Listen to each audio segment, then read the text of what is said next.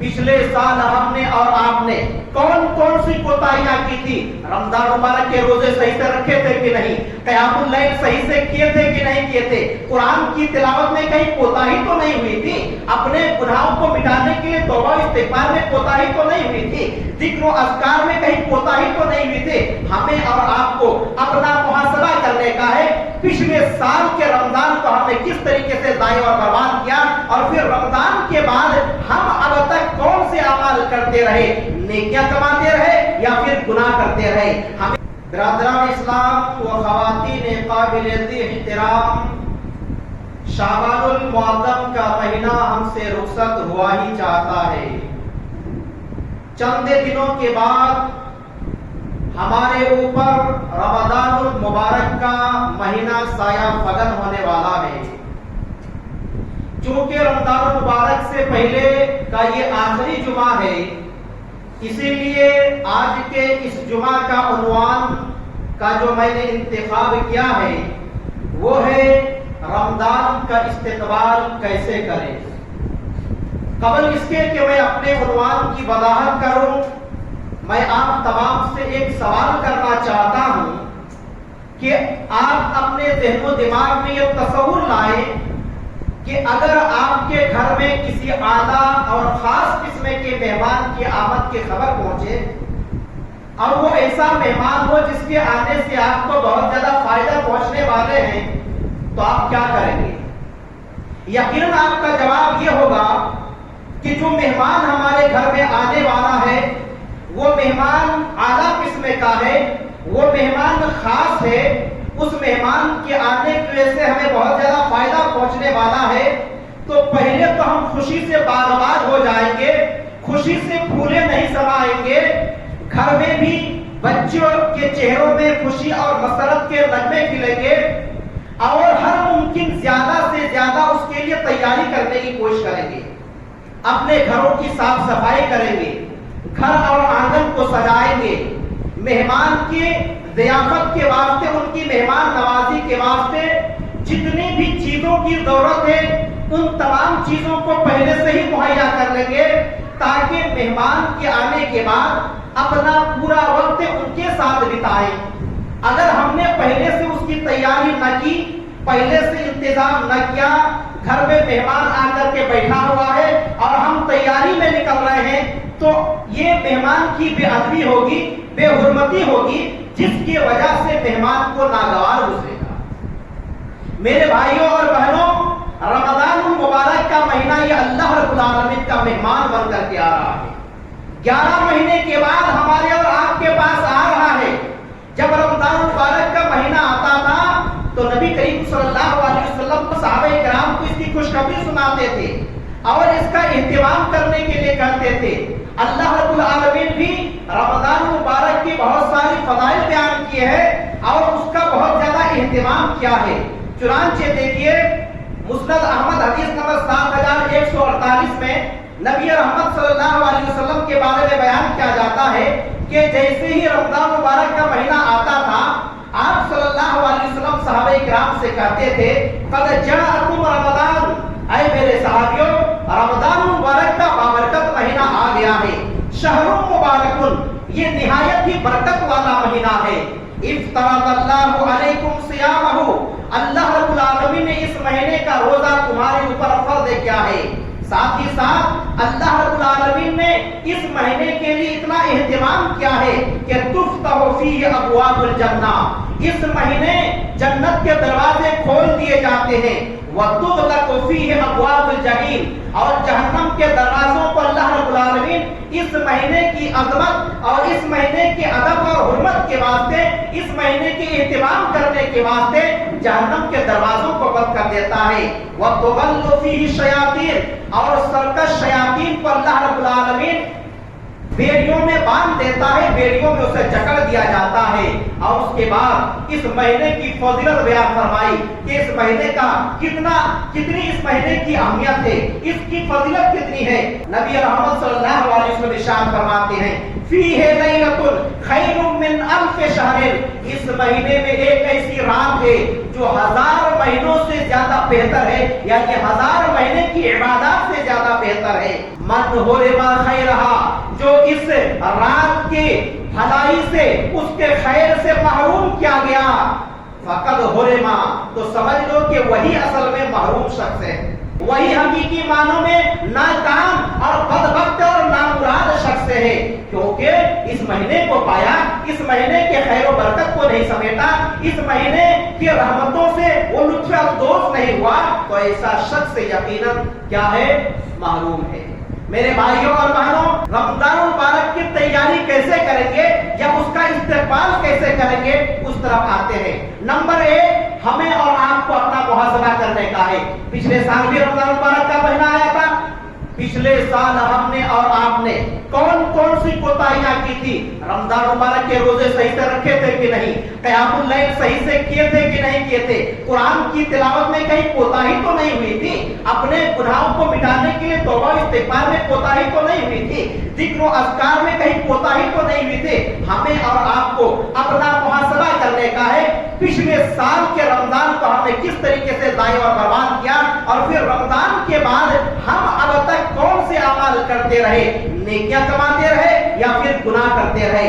ہمیں اور آپ کو یہ بھی دیکھنے کا ہے کہ پچھلے سال رمضان میں جو ہمارے ساتھ تھے ان میں سے بہت سارے اس رمضان کو نہیں پائے، اللہ رب العالمین نے انہیں موت دے دی ہے۔ اب اس سال کے برکتوں کو اور رحمتوں کو سمیٹ نہیں سکتے ہیں، اس کے فضائل کو حاصل نہیں کر سکتے ہیں، کہیں ایسا نہ ہو کہ اس رمضان سے پہلے ہی ہماری موت واقع ہو جائے، یا رمضان تو پائے لیکن رمضان کے بعد موت واقع ہو جائے۔ اگر اس رمضان کو بھی ہم نے ضائع اور برباد کر دیا تو بتائیے ہم سے بڑا نامراد اور ناکام کوئی شخص ہو سکتا ہے؟ ہرگز نہیں۔ لہذا اپنے آپ کا محاسبہ کیجئے۔ دیکھیے سورہ انبیاء سورہ نمبر 21 کی پہلی آیت میں اللہ سبحانہ و تعالی محاسبہ کرنے کے تعلق سے بیان فرماتا ہے اقترب للناس حسابهم وهم في غفلة معرضون، لوگوں کے حساب کا وقت قریب آ گیا اور ابھی تک یہ لوگ غفلت کے شکار ہیں، غفلت میں پڑے ہوئے ہیں، غفلت کے اندر ہی سرگرداں ہیں، غفلت میں ہی ادھر ادھر بے خبری کے اندر پڑے ہوئے ہیں۔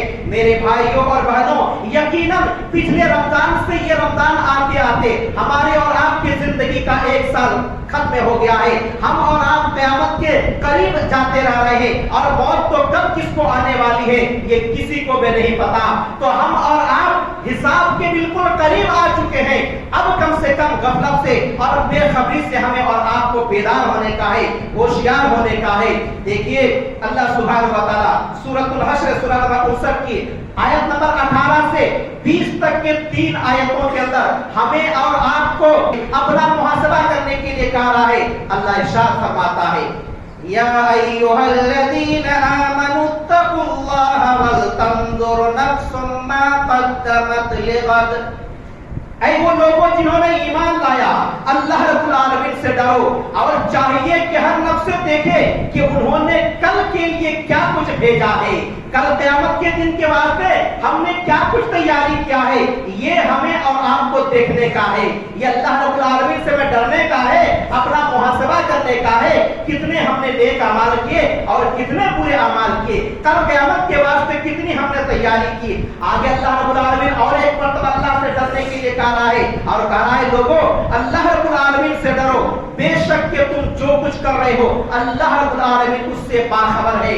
تو پہلے تو اللہ رب العالمین نے ڈرنے کے لیے کہا کہ لوگوں ڈرو اور اپنا محاسبہ کرو، فکر آخرت کرو، تو نے کیا کچھ کل قیامت کے لیے تیاری کیا ہے اس کے بارے میں سوچو۔ اور پھر آگے اللہ رب العالمین ڈرنے کے لیے کہا رہا ہے، کہا محاسبہ کر لیے تو نیک عمل کرو، کیونکہ تم جو کچھ کر رہے ہو اللہ جان رہا ہے، تم جو کچھ عمل کرو گے اس کا بدلہ قیامت کے دن اللہ رب العالمین دینے والا ہے۔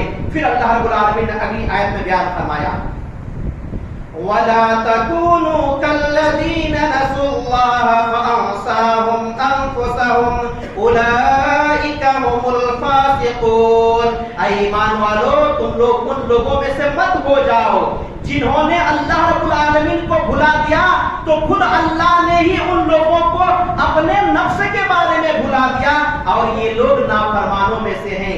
جی ہاں، اگر ہم نے اللہ رب العالمین کو بھلا دیا، رمضان مبارک کا بابرکت مہینہ آ رہا ہے، اگر ہم نے اس سے فیض اور برکت حاصل نہ کی تو یقین جانیے اللہ رب العالمین ہمیں اپنے سے ہی بھلا دے گا۔ اپنے آپ کو بھلائے بیٹھے ہوئے کہ نہیں؟ آج دنیا کرتے ہوئے ہم نے رمضان مبارک کو کھیل اور تماشے کا مہینہ بنا لیا ہے۔ رمضان مبارک کا مہینہ نیکیوں کا موسم بہار بن کر کے آیا ہے، لیکن ہم نے اور آپ نے دنیا پرستی کا مہینہ بنا لیا ہے۔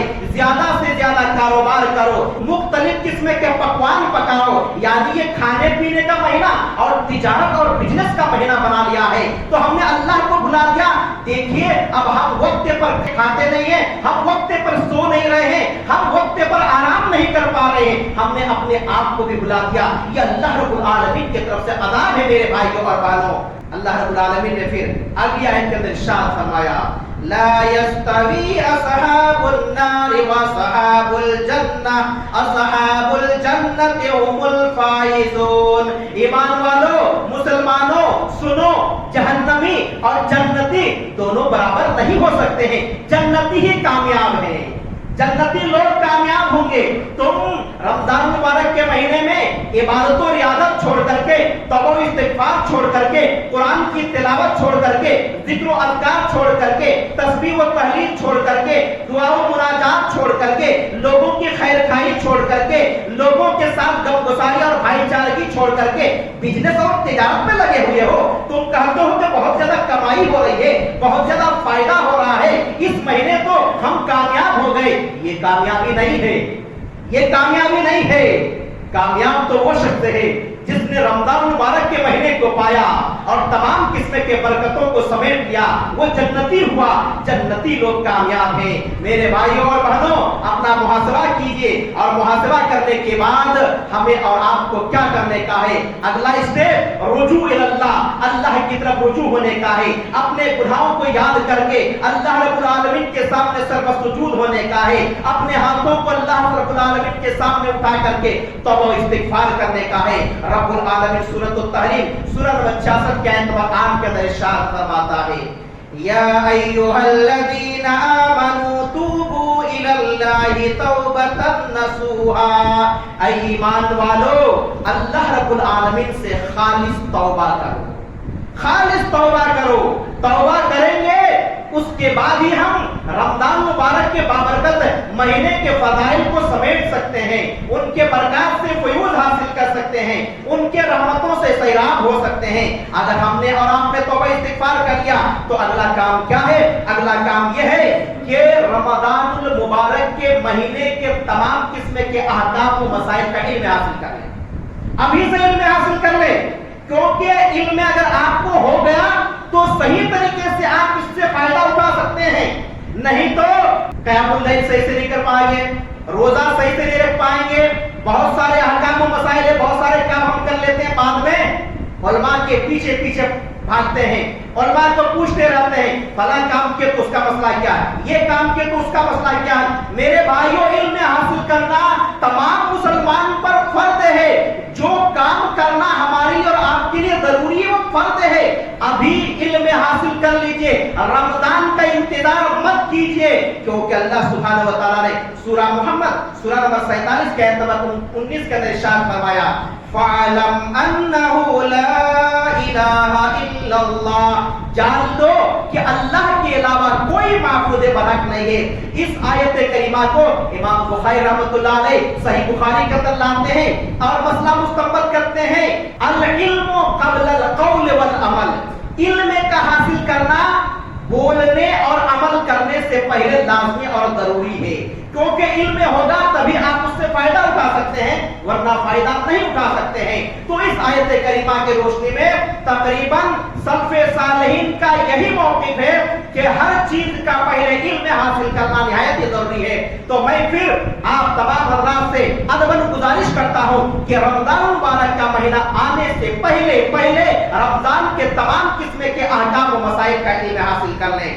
آگے بڑھتے ہیں، چوتھے نمبر پہ ہم کو کیا کام کرنے کا ہے؟ اب تو ہمیں قبر بستہ ہونے کا ہے، اب تو نیک اعمال کرنے کی تیاری کرنے کا ہے، تو اپنے نیتوں کی اصلاح کر لے، اپنے نیت کو درست کر لے، کیونکہ صحیح بخاری کی پہلی حدیث ہے، نبی رحمت صلی اللہ علیہ وسلم ارشاد فرماتے ہیں انما الاعمال بالنیات وانما لکل امرئ ما نوى، تمام اعمال کا دار و مدار نیتوں پر موقوف ہے، اور ہر شخص کو وہی ملنے والا ہے جس کی اس نے نیت کی ہے۔ اگر ہماری نیت رمضان مبارک کے تمام قسم کی عبادات، ریاضات، معاملات سے اللہ رب العالمین کو راضی اور خوش کرنا ہے، اللہ رب العالمین سے اجر و ثواب کو حاصل کرنا ہے، جنت میں داخل ہونے کا حرص اور لالچ ہے، تو اللہ رب العالمین ہماری اسی نیت کے حساب سے ہمیں بتا دے گا۔ لیکن اگر ہم نے اور آپ نے رمضان مبارک کے مہینے میں عبادات کیا، تسبیح و تحلیل کی، دیگر قسم کے بہت سارے اعمال کیے، اگر ہمارے دل کے اندر کھوٹ ہے، دکھاوا ہے، ریاکاری ہے، شہرت پسندی ہے، دنیا طلبی ہے، تو اللہ رب العالمین اس کا ہمیں جزا نہیں بلکہ سزا دے گا۔ تو اپنے نیت کو درست کر لیجئے۔ 5ویں نمبر پہ یہ ہے کہ اب اعمال صالحہ کے لیے کمر بستہ ہو جائیے، زیادہ سے زیادہ نیک اعمال کرنے کی کوشش کیجیے۔ چنانچہ دیکھیے سورہ حدید سورہ نمبر 57 کی آیت نمبر 21 کے اندر اللہ سبحانہ و تعالی ارشاد فرماتا ہے سابقوا الی مغفرۃ من ربکم وجنۃ عرضها کعرض السماء والارض، تمہارے رب کی مغفرت اور اس جنت کی طرف دوڑ پڑو جس جنت کی چوڑائی، جس جنت کی وسعت آسمان اور زمین کی وسعت جیسی ہے، اس کے برابر ہے۔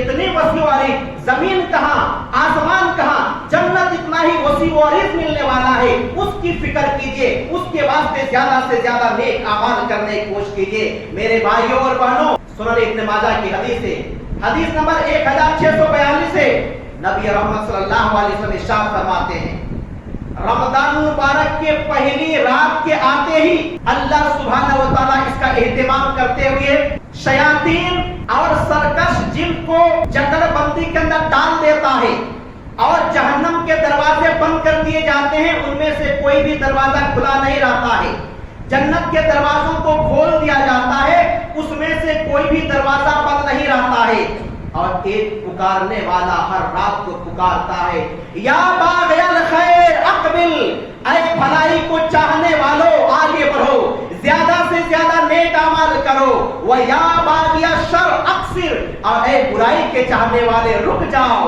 رمضان مبارک کا برکت مہینہ آ چکا ہے، رحمتوں کا مہینہ آ چکا ہے، جہنم سے گلو خلاصی کا مہینہ آ چکا ہے، ارے اب تو کم سے کم رک جا، اب تو کم سے کم باز آ جا۔ تو دیکھیے اللہ رب العالمین کی طرف سے منادی دینے والا کیا منادی دیتا ہے؟ نیکی اور بھلائی کے کام کرنے والوں، نیکی اور بھلائی کے کام میں سبقت کرو، آگے بڑھو، برائی کرنے والے رک جاؤ۔ اور پھر اللہ رب العالمین کی طرف سے اس مہینے میں روزانہ جہنمیوں کو جہنم سے آزاد کرتا ہے، آزادی دیتا ہے۔ وَذَلِكَ فِي كُلِّ لَيْلَةٍ، اور یہ معاملہ ہر رات ہوتے رہتا ہے، یہ معاملہ ہر رات ہوتا ہے۔ ہمیں اور آپ کو اس مہینے میں سب سے زیادہ اہتمام کن کن چیزوں کا کرنے کا ہے؟ روزہ فرض قرار دیا گیا ہے، اور پھر اس کے ساتھ ہمیں یہ اہتمام کرنے کا ہے قیام اللیل کا۔ ابو ہریرہ رضی اللہ تعالیٰ عنہ بیان فرماتے ہیں رسول اللہ صلی اللہ علیہ وسلم ہمیں قیام اللیل یعنی تراویح پڑھنے کی ترغیب دیتے تھے، لیکن فورس سے نہیں کرتے تھے، تاکید نہیں کرتے تھے کہ رکھنا ہی رکھنا ہے، واجب اور ضروری ہے، ایسا ضروری نہیں ہے، لیکن ترغیب دیتے تھے۔ اور ترغیب کس طریقے سے دیتے تھے؟ ان الفاظ میں دیتے تھے، کہتے تھے من قام رمضان ایمانا و احتسابا غفر له ما تقدم من ذنبه، جو آدمی ایمان کی حالت میں ثواب کی نیت سے رمضان مبارک میں قیام اللیل کرتا ہے تو اللہ سبحانہ و تعالیٰ اس کے پچھلے گناہوں کو، جو اب تک ہم نے گناہ کیا، یہ پچھلے گناہوں کو اللہ رب العالمین معاف کر دیتا ہے۔ ہم کتنے گناہگار، خطا کار، سیاہکار ہیں میرے بھائیوں اور بہنوں، کہ ہم نہیں چاہتے ہیں کہ اب کم سے کم رمضان مبارک کے مہینے میں ہم اپنے تمام گناہوں سے پاک صاف ہو جائیں، تو اس کے واسطے قیام اللیل کا اہتمام کیجیے۔ الحمدللہ تقریباً مساجد میں قیام اللیل کا اہتمام ہوتا ہے، لیکن بعض لوگوں نے قیام اللیل کا، تراویح کا، نماز کا دین کا کھلواڑ بنا کر رکھ دیا ہے۔ جی ہاں، کچھ لوگ کیا کرتے ہیں، ایک ہی رات میں پوری قرآن ختم کر دیتے ہیں، کچھ لوگ 3 رات میں قرآن ختم کرتے ہیں، کچھ 6 دن میں اور کچھ 10 دن میں۔ کیا یہ کوئی رسم و رواج ہے کہ آپ 1 دن میں یا 2 دن میں کوئی آپ کو ٹارگٹ پورا کرنے کے لیے دیا گیا ہے کہ چلو آپ کا یہ ٹارگٹ ہے، آپ ایسا کریں؟ بڑی خوشی کی بات ہے کہ ہفتہ 10 دن پہلے کے نیوز پیپر میں نے دیکھا کہ انہی کے علماء جن کے لوگ اس قسم کے شبینہ کا انعقاد کرتے ہیں، انہی کے علماء نے اس کی تردید کی ہے اور کہا ہے کہ مساجد کے ذمہ داروں کو چاہیے کہ ان چیزوں کو بند کریں، کیونکہ اس میں قرآن کی بے حرمتی ہو رہی ہے اور اس میں کیا کہتے ہیں، دین اسلام کا مذاق اڑ رہا ہے۔ میرے بھائیوں اور بہنوں، جن تک میری آواز جا رہی ہے، جو شبینہ کا اہتمام کرتے ہیں یا شبینہ کے نام پہ قیام اللیل کرتے ہیں، میں ان لوگوں کو بتلانا چاہتا ہوں کہ سب سے پہلی بات، چونکہ یہ طریقہ نبی صلی اللہ علیہ وسلم کے زمانے میں، خلفائے راشدین اور صحابہ کے زمانے میں، ائمہ اور محدثین کے زمانے میں نہیں تھا، لہذا پہلی بات تو یہ بدعت ہے، بدعت گمراہی ہے، گمراہی جہنم میں لے جانے والی ہے۔ دوسری بات میں آپ کو بتانا چاہتا ہوں کہ ایک رات میں جو 3 گھنٹے کے اندر 2 یا 3 گھنٹے کے اندر تم پوری قرآن کیسے پڑھ سکتے ہو؟ کیسے پڑھ سکتے ہو پوری قرآن کو؟ قرآن سمجھ رہے ہو؟ سننے کا مطلب کیا ہے؟ سننے کا مطلب ہے کہ جو الفاظ ادا کر رہے ہیں وہ ہم کو سمجھ میں آئے۔ الحمدللہ رب العالمین۔ اگر کوئی اسپیڈ سے پڑھے، کچھ سمجھ ہی میں ہم کو نہیں آیا، ہم نے سنا ہی نہیں، ثواب کہاں سے ملے گا؟ ثواب کہاں سے ملے گا؟ تو اتنی اسپیڈ سے پڑھی جاتی ہے، بیچ میں کئی پتہ نہیں صفحے بھی چھوڑ دیے جاتے ہیں، اس سے آپ کو ثواب نہیں بلکہ گناہ ملنے والا ہے۔ اگر 20 رکعت نماز پڑھی جا رہی ہے تو 20 رکعت میں 20 مرتبہ سورہ فاتحہ پڑھنا ضروری ہے، سورہ فاتحہ پڑھی جا رہی ہے، پھر 20 رکوع ہوتے ہیں، 40 سجدے ہوتے ہیں، 10 تشہد ہوتے ہیں، اس کے علاوہ بہت سارے تسبیح و تحلیل اور دعا وغیرہ ہے، اور اس کے ساتھ ساتھ قرآن ہم روزانہ 3 پارہ پڑھیں، اور کبھی تو 10 پارہ، 3 دن کا شبینہ ہے تو 10 پارہ پڑھتے ہیں۔ تو بتائیے کوئی قرآن کو پڑھ سکتا ہے اس انداز میں؟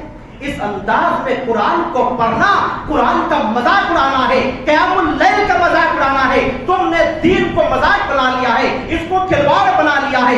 اللہ کے واسطے توبہ استغفار کرو۔ اور یہ جو حدیث کے بعد میں یہ بات آپ لوگ کو بتا رہا ہوں، اس حدیث مبارکہ جو ابن ماجہ کی ہے، نبی کریم صلی اللہ علیہ وسلم نے کیا بیان فرمایا؟ روزانہ پکارنے والا پکارتا ہے، اے نیکی اور بھلائی کرنے والے بھلائی کے کام میں آگے بڑھ، اے برائی کرنے والے رک جا۔ اب تم 3 دن تراویح پڑھ لیتے ہو اور بچہ 27 دن چھوڑ دیتے ہو، تم 6 دن پڑھ لیتے ہو اور بچہ کیا ہے کہ 23 دن چھوڑ دیتے ہو، تم کیا کرتے ہو؟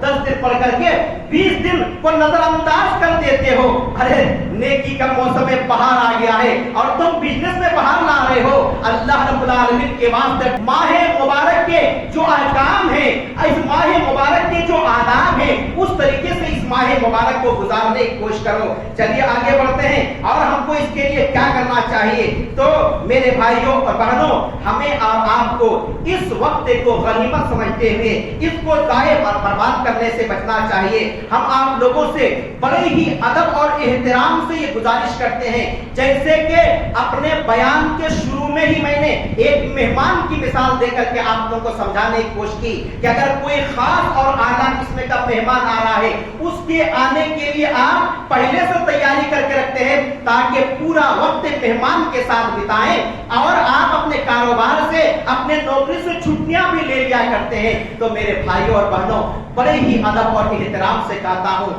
اللہ رب العالمین نے سورہ منافقون سورہ نمبر 63 کی آیت نمبر 9 کے اندر ہمیں اور آپ کو متنبہ کرتے ہوئے کہا ہے، یا ایھا الذین آمنوا لا تلہکم اموالکم ولا اولادکم عن ذکر اللہ ومن یفعل ذلک فاولئک هم الخاسرون۔ اے وہ لوگوں جنہوں نے ایمان لایا ہے، خبردار خبردار، تمہارے مال و دولت اور تمہاری اولاد تمہیں اللہ رب العالمین کے ذکر سے غافل نہ کر دے۔ جس نے ایسا کیا وہ خسارے اور نقصان میں پڑ گیا۔ اے میرے بھائیوں اور بہنوں، کپڑے اگر خریدنے کا ہے اللہ کے واسطے، رمضان مبارک کی عظمت اور اس کے ادب اور احترام میں ابھی کپڑے خرید لیجیے۔ शॉपिंग अभी कर लीजिए, रमजान मुबारक के महीने को इबादत में लगाइए। क्या अच्छे कपड़े रमजान से पहले नहीं मिलते हैं? अभी भी मिल रहे हैं, आप पहले ही खरीद लीजिए। अफसोस की बात है, लोगों ने हमारे इबादत का तरीका बदल दिया है, लोगों ने हमारे मुआमलात का तरीका बदल दिया है, लोगों ने हमारे पहनने ओढ़ने का तरीका, हमारी तिजारत, हमारी सियासत, हमारी क़यादत, हर चीज का तरीका बदल दिया है। हम और आप बदलते जा रहे हैं। नहीं मेरे भाइयों और बहनों, ऐसा मत कीजिए। हम और आप खास हैं, ऐसा तरीका अपनाइए कि आप लोगों के जरिए से ना बदले, आप कायनात को बदल दें। अपने अंदर वो ईमान पैदा कर, अपने कल्ब और रूह में वो जान पैदा कर जिससे कायनात में इनकलाब आ जाए। अपने अंदर वो ईमान पैदा कर। लोगों, रमजान के शॉपिंग को बाइकाट करो, अभी से खरीद लो, तो लोग मजबूर हो जाएंगे कि रमजान में कोई खरीदार नहीं आ रहे हैं, चलो हम रमजान से पहले ही क्या कहते हैं माल लेकर के आए, ताकि लोग रमजान से पहले ही खरीदारी कर लें। एक मर्तबा अगर इन कारोबारियों को नुकसान पड़ जाएगा तो खुद उनके भी दीन और दुनिया दोनों बदल जाएंगे, आपके भी दीन और दुनिया दोनों बदल जाएंगे, क्योंकि आपने खरीदारी पहले कर ली, रमजान को पूरा इबादत और रियाजत में गुजारेंगे।